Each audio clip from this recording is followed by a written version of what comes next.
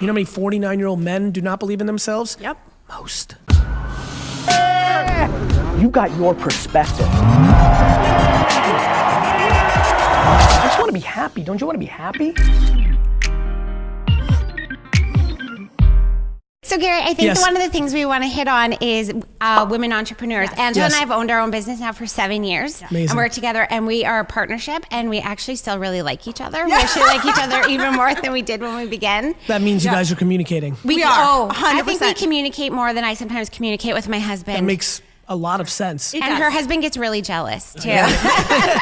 Because we spend a lot of time together. Makes sense. Yeah, and you have to, right? Yeah, a business, a lot of people that are confused about entrepreneurs, they don't realize that the business is the other family member. Oh, Yeah, it's so true. 100%. I mean, it just is. Like a business is another child, another spouse. It's intense. Like, it's the output of people's passion. I look at businesses more like friends. Like you don't get to choose who you're born into as parents or siblings, but you do pick your friends, and a lot of times that's why those are the most meaningful relationships. You do get to pick your business. You do, and you create this culture, right? And you create this family. Like we have our Theory family that is our staff, it's our spouses, it's our coach, it's everybody, and we have this culture, and it's our clientele. Like it's not just selling to us, it's creating this lifestyle that we love.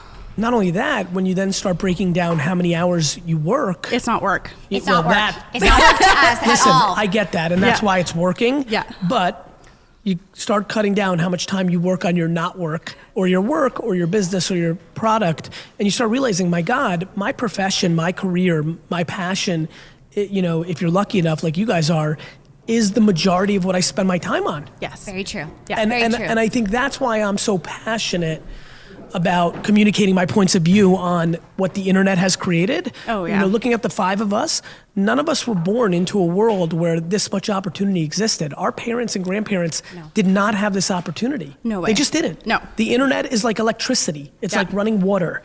And I don't think we've understood that. And electricity and running water led to like better quality of life day to day. The internet leads to happiness if you choose to harness it. Oh, 100%. It's a big deal.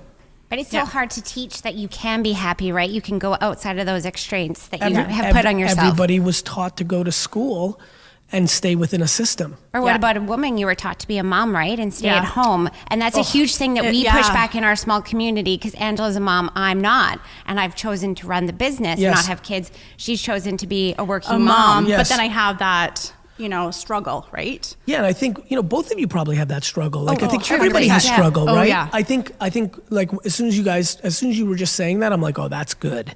And what I meant, why I said that's good in my head is, I'm a very big believer that if you see anybody in your circumstance succeed in happiness, forget about money, well then you can too. Yes. Like if there's anybody out there who was born into two parents that were addicted to heroin and were never around, and that person went on to achieve happiness, then every child who sees that person can point to that. I think it's very powerful to be co-founders, one who does have a family and one who doesn't, because your audience then gets to see themselves in one of you. And so I think Very that's true. I think that's incredible. So Gary, our big Yes. question then is how do we get that out more? Our sort of story, because Content. I think we struggle every single day Content. with our business. Content. But we do a ton of content. We do. More. We knew you were going to say that to us. because it's the actual answer. And Yeah. even take this, right? You're filming this. Yes. We brought them with us. I see that. I see this as, in my mind, in that free deck that I put out, right? Yeah. The GaryVee Yeah. content Yes. model. I see today, right now, as 34 pieces of content. There's Easily. that's right. That is the answer. Yeah. You know? more That content. is easily Yeah. like that. I agree. And the fact that you answered so easily, that means you guys are halfway home. Now it's just execution. And maybe you're doing that too, I don't know. But I can tell you that up until I put out that deck, until I started getting loud about how I do the content, a lot of podcasters, 99% of them see this as one piece of content. Oh no, it's way No. more than that. But you understand? Yeah. Yeah. He pushes us over there to do Yes. it, Good. to do And even so- more. And so the answer is more. I mean, it's Yeah. like, how do you get bigger muscles? You work out out. more. Yeah. How do you lose more fat? You work out more. How do you get your heart healthier? You do, like The answer is more. I was saying something to Brandon, my best friend who runs Wine Library now, who I built Wine Library with, who I've known since I was 14 doing baseball cards. And I said something to him. This is a true story. This happened only a couple hours ago. I was telling him about my ambitions for him as an executive at Wine Library and why I think we can be way more successful next year. And I said to him something pretty powerful that I'd never really articulated. I said, Brandon, you know the guy that you worked with those 12 years? The one that you admire and think is the best? I currently, in my current form, as a businessman, as a person, as a father, a husband, a man, I view that guy that was me only a decade ago. And I referenced a former employee of ours who was like a C-. And it really took him back. And it's actually the truth. I can't believe how much better I am today than I was 10 years ago. And I thought I was the best 10 years ago. You can imagine, one of the things that I'm most proud of is I only give advice I took. Over the last 10 years, I have become better. There's nothing else to say. I've become better. But how do you become better? Is maybe the main question One there. step at a time. Yeah, patience. Your question, your question was very, very basic, right? Yeah. Very easy to understand. You said, how do we get our message out more? Yes. My answer was more content. Yeah. Yeah. You have a podcast. We do. I want you to transcribe this interview into a LinkedIn post. I want you to write a Medium post. I want you to have your own blog on your own website. I want you to take 7 quotes from this interview and put pictures over it. I want you to take 7 clips and put it on Facebook. I want you to put it on YouTube. I want you to put 3 1-minute clips from this on YouTube. I want you to make an infographic of what I'm saying right now of like how we're gonna make more content chart. I mean, more. And how do you find the time? Like, I know you're going to answer that. No, you're gonna appreciate it. Truthfully, because we're already running the business like a ton. I see 2 people here, Yes. whether they're working for free or getting paid, you buy time. Very true. Yes. You buy time. Yeah. Leveraging. Time of others. Yeah. Correct. Yeah. You buy time. Well, that's exactly what we did with them coming I with see us, them. right? I see them. Because it's kind of like a dream of them, and Camille loves you, so we brought them along. Because Gary, that is the way we have always done our business. Yeah. It's not about us. Number No. one, it's The way- about who we can bring with us on the journey. And that becomes a selfless act that is selfish because it makes you happy. Yeah. It does. Right? Very It does. true. I Very understand true. it. Me too. Like the 4-minute conversation I had with Jason yesterday, like makes me pumped. Yeah. Right? Like getting so close to Seth and seeing him get engaged last week. Like, that makes me Congratulations. like to me, I genuinely get happiness from other people getting happy, mainly because I'm pretty emotionally fulfilled. Yes. Yeah. Once you're happy, what? The only logical next step is to make other people happy. There is no more. So I get it, but the answer is you have to make your actions map your ambitions. Okay. So I have no idea how big you want to be. Big. Great.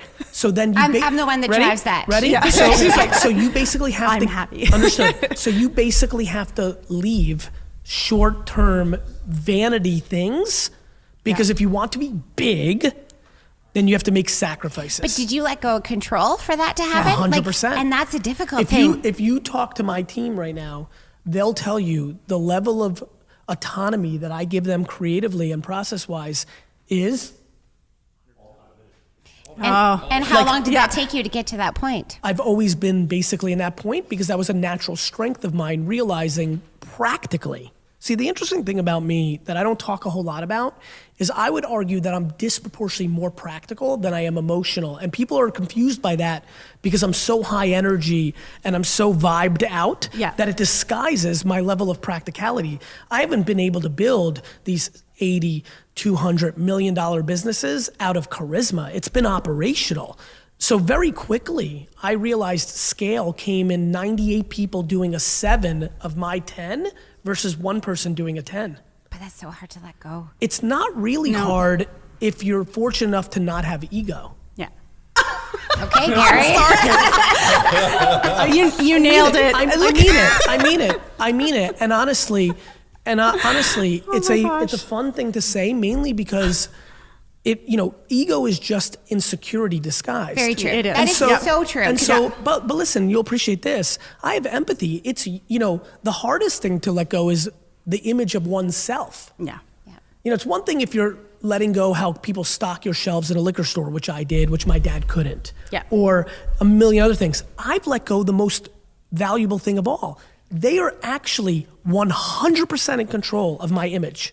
I love it. I mean, I do not micromanage. It's absurd when you think about the level. Here's why. I believe the truth always wins. So if Seth went rogue, I mean, Seth tomorrow Could leave. could not leave. He could literally record the first 2 minutes of the podcast and be like, hey guys, this is Seth. Let me actually tell you the truth about Gary Vaynerchuk. I love how he's laughing. but I would never know. There is no checks and balances. I blindly trust Seth. Yeah. Mainly because I know who I actually am. The reason I'm not scared is every mistake is fixable when the truth and good is on your side. 100%. Yeah. I totally believe that. We had an incident happen on Friday. Yeah, and we actually went down a really good place instead of going to instead a bad of freaking place. out. Yeah. Being the bigger person Yeah. 100. Yeah. is always the move. Yeah, and I had to be. I made a huge mistake. And it's Great. constant reminder each day and every moment to be that person. And I learned from it. And let me tell you this, the world doesn't get upset at you for the mistake. It gets upset at you for the cover up. Yes.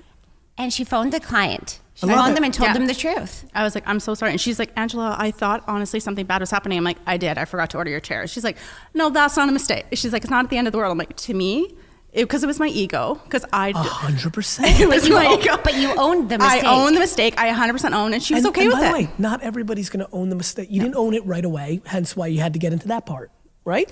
Well, I was shocked. I was actually, because I was 100% shocked. I actually I was like, oh my gosh. I mean, I basically live my life expecting to make substantial mistakes on a Yeah. daily basis, mainly because humans are flawed. I mean, the biggest problem with our society right now is hypocrisy.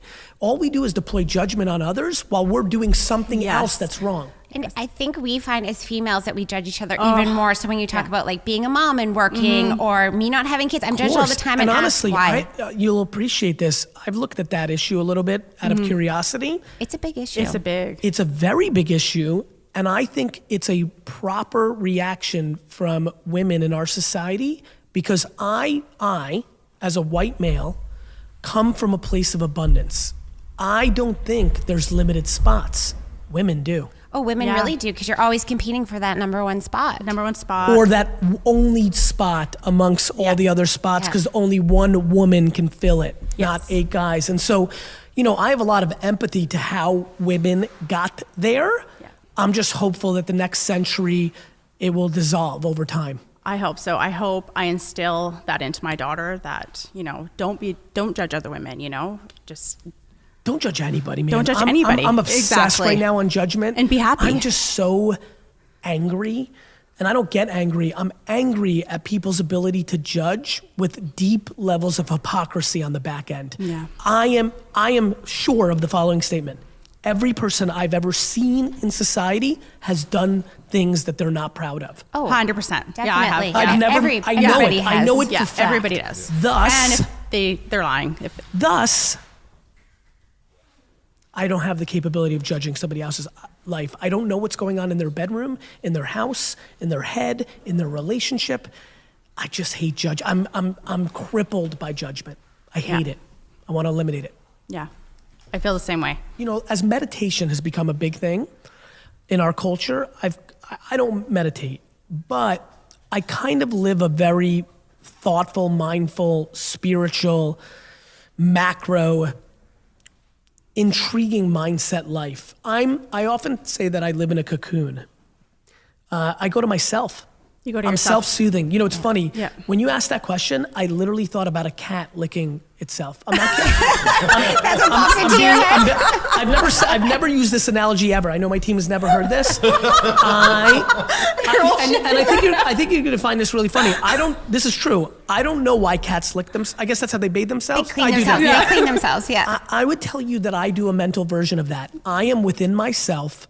I am not in need of an outside or other force to navigate what's going on in my life. I've also never experienced the death of somebody disproportionately close to me because I lost all my grandparents except for one and didn't have a very large family. So here I am at 43 years old and not losing my parents, siblings, children, spouse. So, I'm maybe gonna need it then. The only thing I really do care about is those 11, 12, 13 people. I wish people actually knew how real that is to me. I think people say it and they're not truthful. Yeah. I think people say, all I care about is my family, but then I watch their actions, and it's not true. I don't go to anybody. I go to myself. That's amazing. I do. That's I go to awesome. myself in my sleep, in my showers, in my flights, in those moments where I have a second to myself, where I'm not working every second. I go to myself. That's amazing. I'm jealous. And honestly, a lot of what I'm trying to put into the world is trying to get people into that. Lately, I've been doing, at a keynote recently, I've been doing this kind of like, I've only done this shtick now a couple times where I put my fingers in my ears. I'm like, my happiness comes from this. Your inner voice. I can't hear anybody. When you can't hear anybody for real, and I want to really go here right now. You don't even hear your wife in your I ear? do not hear my wife. Come on, Gary. I don't. and it's funny, you went there, and that's where I was about to go. In its truth, in its purest form, when you don't hear your spouse or your parents or your children, that's it. That's why I am who I am. I don't hear it. That's a really tough place to get to. It's, yeah. Because it feels like everybody always wants something from you. So you're being basically pulled. like... And You're not- especially yeah. you're probably pulled in like a million different directions. Guys, I mean, I think I have a unique life for a reason. I really do know that. Yeah. Oh, yeah. Like, I do know that. Like, I don't have this admiration or success or notoriety, or the thing that's happening with me is the byproduct of who I am. Couple things, back to ego, insecurity, confidence, all that stuff. Yeah. I don't think I did that. I think GaryVee is the byproduct of Tamara and Sasha Vaynerchuk, the byproduct of capitalism in America, like the byproduct of a kid who was born with nothing and had to earn his keep. So like, That's true. So like Yeah, when makes people sense. like, when this nice feelings that I'm getting from you guys come, you'd be so surprised how much that doesn't go to me, which keeps me disproportionately grounded. So that's how you don't have an ego. That's exactly Yeah, right. exactly. And it's like, I have confidence. Yeah, Because you I definitely have a lot I of confidence. Tons. Yeah. But I have such disproportionate amounts of humility because I'm aware of the truth, which is I had less to do with this. I think people are confused that they're the byproduct of much more than they are. I think their children, their businesses, like my pride in my children and definitely my businesses will be very high because that's me architecting. Yeah. My community I'm very proud of. The positivity and positivity with non-delusion is very difficult to create. I don't want to be the secret. I don't even want to be, Tony Robbins or Oprah. I've got a different kind of slight gear to it, which comes with a level of practicality and accountability and lack of entitlement that is a little bit different. And I do think that's why it's happening. But it's very quiet in my head. Very, very, very quiet. I am disproportionately not anxious. That's good. That's tough not to have anxiety. I agree. As anxiety has grown in our society, it has. Completely grown. You don't sleep at night. I'm less anxious than I've ever been. Well, I didn't sleep last night because I was so excited to meet you. I get excited. That happened last night too. I don't sleep before a big Jets game. That I understand. That's called excitement. But worrying doesn't come natural to me because I feel in control. And here's where being quiet helps. I'm so comfortable if I make 13 bad business decisions, lose everything. Every article on earth is written, see, I told you he was full of shit. He wasn't good. He wasn't as good as he thought. This is why don't be the next GaryVee as a headline. That doesn't bother me. I'll tell you why. Number one, if I go on to lose everything from a business standpoint, I deserve those headlines. True. Number two, I don't care. Because I feel capable of coming back and then I get to rise like a phoenix and then do it all again. And so I think being quiet in your head is a big deal. I'm not worried about who thinks I'm ugly or stupid or full of shit or not capable or not as good as I think. You know what's funny? I respect it. I hear it, but I don't consume it. I definitely don't internalize it and I don't live my life predicated on it. So are you going to be teaching lessons on that?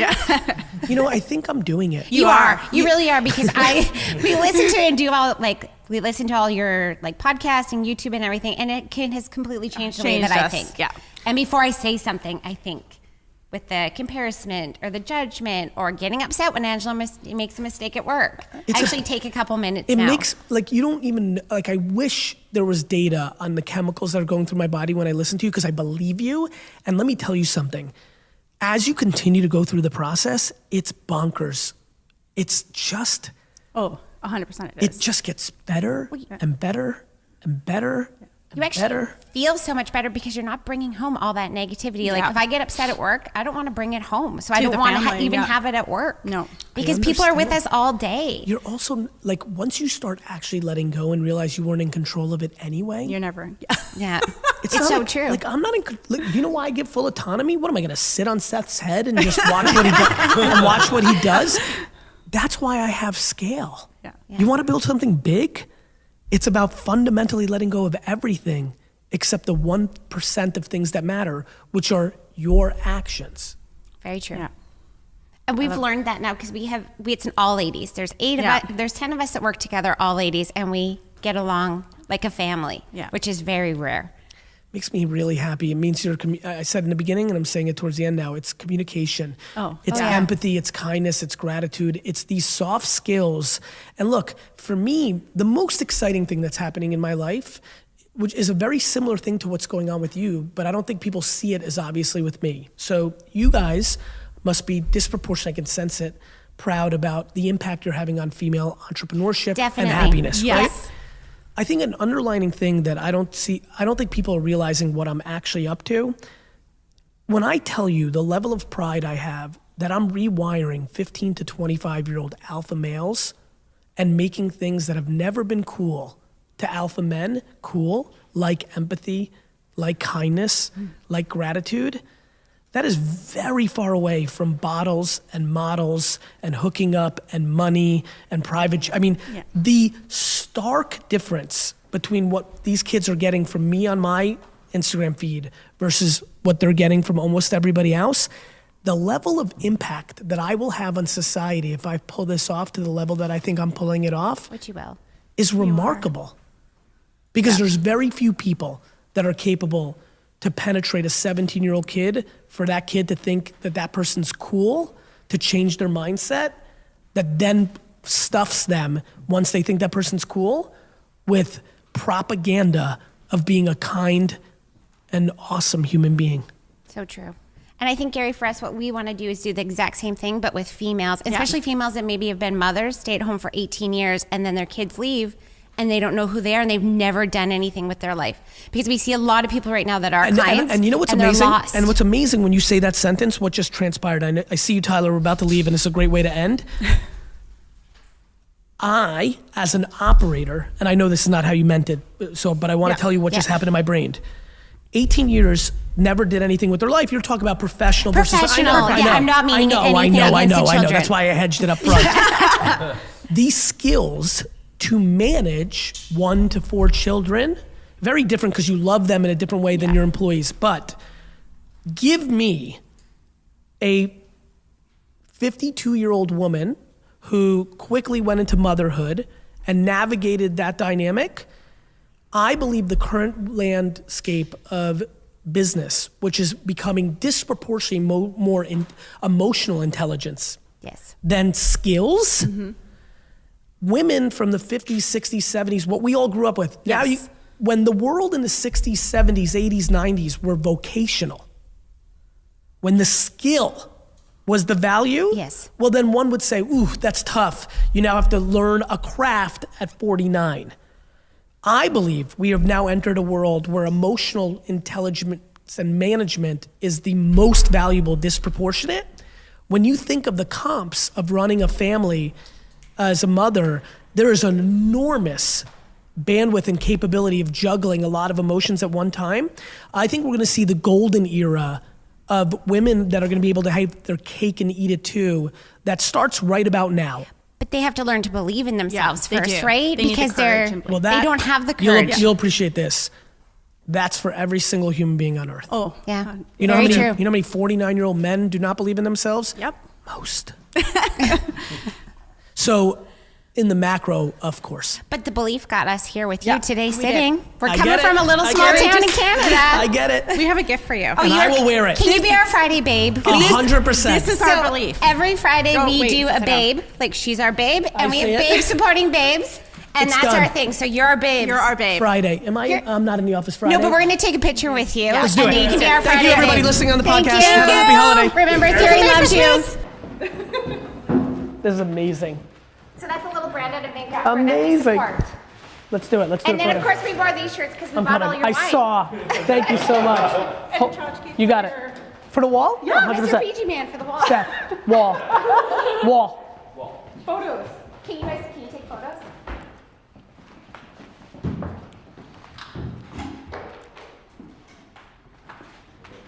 All right, guys, I'm just following my camera. Okay.